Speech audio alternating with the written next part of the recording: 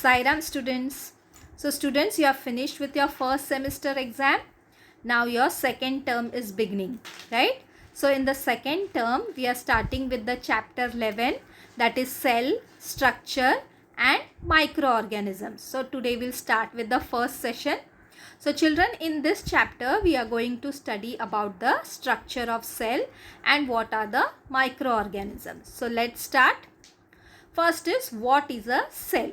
Now cell, it is the fundamental, structural and functional unit of living organisms. So fundamental means it is the necessary base, right? So whenever we are constructing any building, so first we have to prepare a base. So that is called as a fundamental. Structural means the cell, it has got a particular structure, right? And functional means it carries out specific functions. Special activities are carried out by the cell. So what is a cell? Cell is the fundamental, structural and functional unit of living organisms. Now we'll take an example of the structural organization of a book, right? So first, what is written? First, letter or alphabet is written. Then we prepare words. Then we prepare sentences. After preparing the sentences, it forms a paragraph. After the paragraph is formed, a chapter is formed, right? And after inclusive of many chapters, a book is prepared. So this is the overall structural organization of a book. So what is there in the structural organization of a book? First we start with the letter or alphabet, then words, after that sentences, then paragraphs, and then chapters, and then the book. Similarly, there is an organization level in the living organisms also. So what is it? First is the cell. Then cell forms a tissue. After that organ, and then organ system, and then after the organ system, it is the body. So cell is the first important component in the living organism. So what is the organization level in the living organism? First is the cell, then tissue, then organ system, and then is the body. So this is the image of the level of organization. So you can see here children, the cell, how the tissue looks, how is the organ, how the organ system looks, and the organ system is in the organism, right? So children, cell is the important component of the living organism, and to carry out our different life processes, cell is required. So cell is the important unit of the living organism. So now there was a scientist named as Robert Hooke, right? He observed a thin section of a cork under a microscope. So children, cork means, you can see the figure over here. This is called as a cork. It is a bottle stopper, right? Generally you can see this in the laboratory apparatus, right? So this cork which is there, it is brown in color and it is made from a outer layer of a bark of a tree, right? So it is called as a glass stopper also. So what this scientist did, he took a thin section of this cork and he observed under the microscope. So but when he observed this under the microscope, he saw some small hexagonal compartments like this. Hexagonal means 6 sides. So these hexagonal compartments you can see in a beehive, right? So these hexagonal compartments, it looked like those of a beehive. So which scientist observed the thin section of the cork under a microscope? Robert Hooke, right? So he when he saw this under the microscope, he saw hexagonal compartments which looks like of a beehive. Then after that, he named these compartments as cells, right? And this cell, it is derived from the Latin word cella. Cella means small room. So Robert Hooke, he named these hexagonal compartments which looks like a beehive, he named it as cells, and this cells, it is derived from the Latin word cella, which means small room. So here in the figure you can see children, the microscope which was used in the olden days. After that, two scientists, M.J.Schleiden and Theodore Schwann, they formulated a theory on the cellular structure. And what was the theory? All living organisms, they are made up of cells, and cell is the fundamental component of the living organisms, right? So all whichever living organisms are there, all are made up of cells, and as I told you, cell is the fundamental component, important component of the living organism. Then in 1885, another scientist named as Rudolph Virchow, he stated that all the cells are formed from the pre-existing cells. Pre-existing cells means these cells were already existing, right? They were already there. So Schleiden and Theodore Schwann, they formulated a theory on the cellular structure which stated that all living organisms are made up of cells, and cell is the fundamental component of the living organism. And then Rudolph Virchow, he stated that the cells, they are formed from the pre-existing cells. Now we'll see about the measurement and observation of cells. So how were these cells measured and observed? So in 1673, Anton van Leeuwenhock, he assembled various lenses to construct a microscope. So he constructed a microscope using various lenses, and he was the first person to observe live bacterial and protozoan cells under the microscope, right? Live means they were alive, right?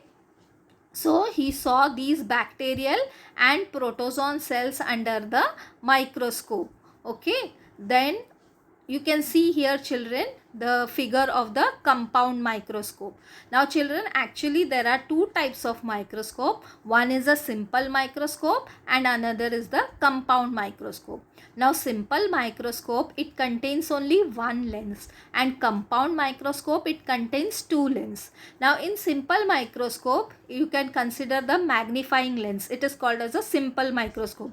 Whenever the alphabets which are written in small letters and you cannot read it, that time you can take this magnifying lens and read the letters or the alphabets which are written, right? So it magnifies, means you can see the size in greater size, right? Now in compound microscope, it contains two lenses. One is the objective lens and the other is the ocular lens. So because of this, the cells which are small in size, which are minute in size, which we cannot see by our naked eyes, we can see this under the compound microscope. So Anton van Leeuwenhock, he assembled various lenses to construct a microscope, and he was the first person to observe this live bacterial and protozoan cells under the microscope. As these cells, they are small in size, which we cannot see them by our naked eyes, we can see them only under the compound microscope, because we can magnify the lens and we can see them, right? So you can see the diagram which is given, right, where this is the eyepiece, there you can keep your eye, and here the slide is kept. So from the top you can see here down the inside the microscope, right children? So now, as I told you, these measuring units of the cells are micrometer and nanometer, right? So 1 centimeter is equal to 10 millimeter, and 1 millimeter means 100 micrometer.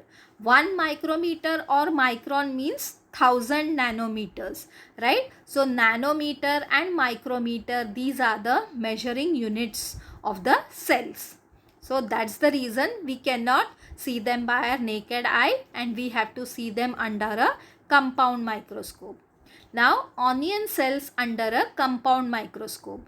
So what we have done, we have taken a onion, right? Now of this onion, we have taken out one segment, one piece we have taken out, and with the help of a forceps, we have taken one small membrane, right? One thin fine section from this segment we have taken of the onion, which is called as the membrane, and that we have put on a glass slide. Now when you are putting it on a glass slide, you have to put a drop of water. Now why this drop of water is put on the slide? So that the membrane which is there, it does not get folded and we can see the cells properly.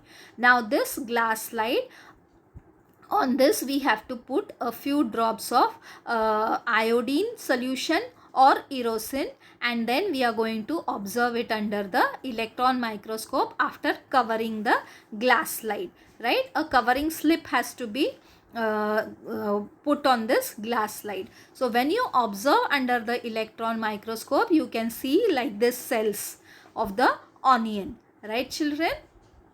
So now in the textbook it is given 10x. Now 10x means it is the power of the lens, right? So different microscope has got different powers, right? So with that power of lens we can see these cells under the microscope. Now we will see what is a cell size. Now there is great variation in the shapes of the cells. So these cells, they are not of a particular shape only. There are different varieties, different shapes of the cell, and the shapes, they are mainly related to their function. So depending upon the function of the cell, the shapes are there, right? So these cells, they are of many different shapes like circular, rod shaped, columnar, spiral, oval, rectangular, etc. Right children? So there are different shapes of the cell like circular, rod shaped, columnar, spiral, oval, rectangular, etc. Right? And these shapes, it depends upon their functions. Now you can see here children, there are different shapes of the cell. Now you can see red blood cell, surface cell, right? Muscle cells, bone cell, egg cell, spirogyra, which is columnar in shape. This is the amoeba cell. This is the fat cell. This is the nerve cell, right? So last year children, you had seen the slide of a amoeba, right? Under the compound microscope there was a permanent slide of amoeba, and after seeing from the compound microscope you could see that amoeba, it is pink in color and it has not got a particular shape. It is irregular in shape, right? So like these cells we can see under the microscope. Okay, now what is the cell size? Now each cell, it contains various components for carrying out the life processes of the living organism. And what are these components called? These components are called as organelles, and these organelles we can study with the help of the electron microscope. So this electron microscope, it can magnify the images up to 2 billion times, that is 2 into 10 raised to 9 their actual size.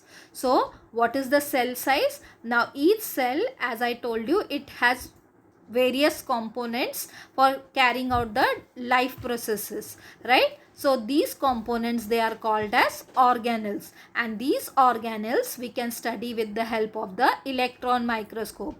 This electron microscope, it can magnify the images up to 2 billion times, that is 2 into 10 raised to 9 their actual size.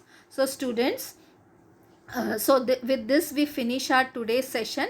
Let's recap what we have learnt in today's session. First we saw what is a cell. A cell is a fundamental, structural and functional unit of the living organism. Then we saw that cell, it is the important component for carrying out the different life processes, right? Then we saw that the scientist Robert Hooke, he took a thin section of a cork and he observed it under the microscope. So when he observed under the microscope, he saw hexagonal compartments like those of a beehive, and he named them as cells. Now this cell, it is derived from the Latin word cella, which means small room. After that, two scientists, that is M.J.Schleiden and Theodore, they formulated a theory that all the living organisms, they are made up of cells, and the cell, it is the important component of the living organism. Then another scientist named as Rudolph Virchow, he stated that the cells, these are pre-existing, right? Then children, we saw about the compound microscope. So Anton van Leeuwenhock, he first observed the live bacterial and protozoan cells under the microscope. So these cells, which we cannot see them by our naked eye because their size is of nanometer and micrometer, which can be observed only under the microscope. So as I told you, two types of microscope are there, simple and compound. So in simple microscope only one type of lens is there, and in compound microscope two types of lenses there. One is the objective lens and the other is the ocular lens. So these compound microscope we can usually see in the schools and in the pathology labs, right? Then we saw about the onion cell under the electron microscope, right? So with the help like this, not only onion cell, we can also see the cells of the various plants, bark of a tree, right? So all this we can see it, all these cells we can see under the electron microscope. So then we saw children that each cell, it has the cells, it has got different shapes, right? So depending upon their functions, their shapes are decided, right? Then we saw about that each cell, it has got various components for carrying out the life processes of the living organisms, and they are called as organelles, and these organelles can be studied with the help of an electron microscope, and this electron microscope, it can magnify images up to 2 billion times the actual size. So in the next session children, we'll see more about the cells. Till then, goodbye.